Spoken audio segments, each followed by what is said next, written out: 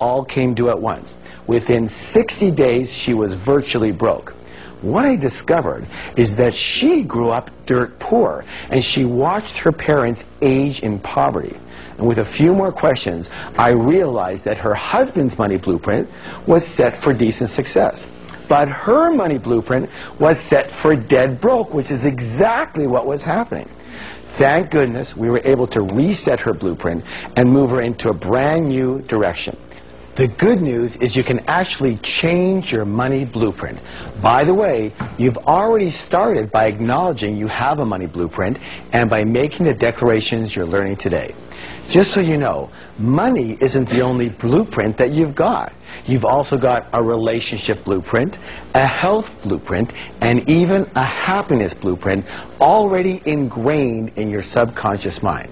So, let's talk about how your blueprint is formed. The blueprint is formed primarily based on the programming you received in the past, especially as a young child.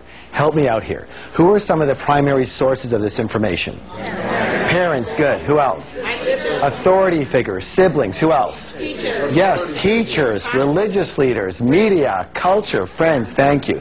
Take culture. Isn't it true that certain cultures have a certain way of thinking and dealing with money? Yes? Yes. And that other cultures have a completely different way of thinking and dealing with money? Yes? Yes. And let me ask you a question. Does the child come out of the womb doing money that way, or were they taught how to do money? Thank you. The fact is, we were all taught how to do money. And the issue is that most of us were taught by people who either didn't have a lot of money or they had a lot of emotional issues around it. And their ways of thinking became our ways of thinking. All right, let's talk about how we're conditioned. 3 primary methods of conditioning. There's verbal programming, there's modeling, and there's specific incidents. Verbal programming. That's all about what did you hear when you were young? What messages did you get? Modeling. That's all about what did you see when you were young? And specific incidents. What did you experience when you were young around money, success, wealth, and rich people? Let's start with verbal programming. What were the phrases or messages that you heard about money and success and rich people when you were growing up? Raise your hand and let me know if you heard this one. Money is the root of all evil. Excellent. We got one there. Rich people are greedy. You have to work hard to make money. That's a really popular one. You can't be rich and spiritual. Excellent. Money doesn't buy happiness. Money doesn't bring love. How about this one? Money doesn't grow on trees. And I suppose nobody but me ever heard this one. We can't afford it. Excellent. Want to hear my father's favorite? Anytime I asked him for anything, he'd snarl at me, go, "Hey, what am I, paying money?" I used to joke around with him. I say, "I wish. I'll take an arm, a leg. I'll take a baby finger, Dad." He never laughed once. Anyway, in addition to the generic messages that we heard, we also heard about stereotype messages. For example, if you're a man, maybe the message that you somehow got was that your job in life is to be a provider. And if you're not financially successful, you're not a real man. Now, whether you became financially successful or not, how has it felt to have that pressure on you? What have you missed out of in your life? Your family, your fun, your inner peace, because of the stress of what you were conditioned to believe about putting bread on the table. And yet, this is simply a blueprint you've been running.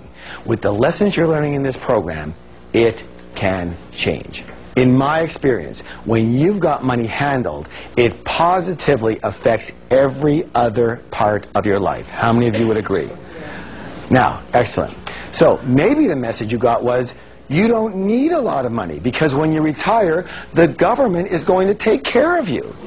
You know what? Let me say this. Maybe that made some sense in the past, but as most of us know, the government is almost bankrupt, and I suspect that it won't be long before the Social Security bin is bankrupt too. Then what are you going to do? Newsflash, trusting your financial life to someone else is not a strategy for wealth. So, here's a wealth step that will help you change your money blueprint. Are you ready? Ready. First, it's important for you to know that all change begins with awareness. Very difficult to change something unless you know that it exists. I want you to take a piece of paper, and I want you to create a T-chart. Let me show you what that's going to look like. A T-chart looks like this. And I'm going to ask you to write down on this side all of the non-supportive statements you heard or the messages you got about wealth and money and rich people when you were young. All the ones that are non-supportive, I want you to write on this side. Yes? Yes. And then for each one of those, I want you to write a much more empowering point of view. Now, I'm not saying that this is your point of view today. It may or may not be. But objectively, a much more empowering point of view. Let's see if we have some examples over here. Here's a good example. Rich people are what? Greedy. And we can change that to rich people are generous. Here's another one. It takes money to make money. Let's change that to it takes creativity to make money. By the way, just so you know, talk about creativity, people go, that's not true. It takes money to make money. Really? How many hundreds? No. Let's make that thousands. No. Let's make that tens of thousands of people have come to this wonderful country, immigrants. They came with nothing. And in a few years, they're fairly rich. Yes or yes? Yes. They didn't have money. They didn't have anything. It takes what? Creativity to make money. And the next one goes, I'm too old to make a change.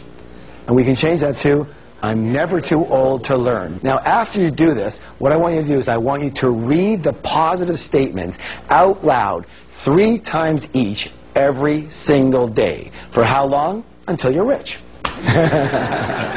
Again, words have power. Words have what? Power. And these declarations will eventually become saturated into the neurological pathways of your mind. And all of a sudden, you will find yourself making new decisions, and with new choices come new results. All right, well, let's talk about modeling. Question. What were your parents or guardians like in the arena of money when you were growing up? Did one or both of them manage money well, or did they mismanage money? Were they spenders, or were they savers? Were they shrewd investors, or were they non-investors? Let me ask you this. Did money come fairly easily in your household, or was it always a struggle? Let me ask you this one. Was money a source of joy in your home too, or was it a source of bitter arguments? Why are we talking about this? Why is it important? Well, how many of you ever heard the saying, monkey see, monkey do? And of course, humans aren't far behind. So generally, we will tend to be exactly like one or a combination of both of our parents in the arena of money, unless we go exactly the opposite. Now, why would someone go the opposite? Anger. That's right. Well, it depends on how angry you were at them. By the way, if you're a baby boomer or a senior, one of the simplest reasons you may not be reaching your full financial potential is that your parents or even yourself went through the Great Depression. In which case, because there was never enough, you might be a saver or even a hoarder and overly cautious, meaning you probably don't take advantage of excellent opportunities when they come your way. Or you could have gone the opposite route and became a spender. Why? Because maybe the attitude was, hey, it's going to go anyways, we might as well blow it and have a good time. Of course, neither of these money blueprints work. And this modeling could actually be the main reason you've never reached your full financial potential. Next, let's talk about specific incidents and how a single experience can determine your entire financial life. This next story comes from another seminar attendee. She told me the story that when she was 8 years old, she would hear the clanging of the ice cream truck coming down to the street. She would run to her mom and ask her mom for a quarter. And her mom would say, sorry, dear, I don't have any money. Go ask Dad. Dad's got all the money. She'd run over to Dad. She'd go get her quarter. She'd go to get her ice cream. She was a happy camper. Next week, she'd hear the clanging of the ice cream truck come down the street. She would run to her mom and ask her mom for a quarter, and her mom would say, help me out here now. Sorry, dear, I don't have any what? Money. Go ask your dad. Dad's got all the money. She'd run on over to Dad. She'd go get her quarter. She'd go get her ice cream. She was a happy camper. Question, what did she learn about money? First, that men have all the money. So when she first got married, what do you think she expected of her husband? Yeah, it wasn't quarters anymore.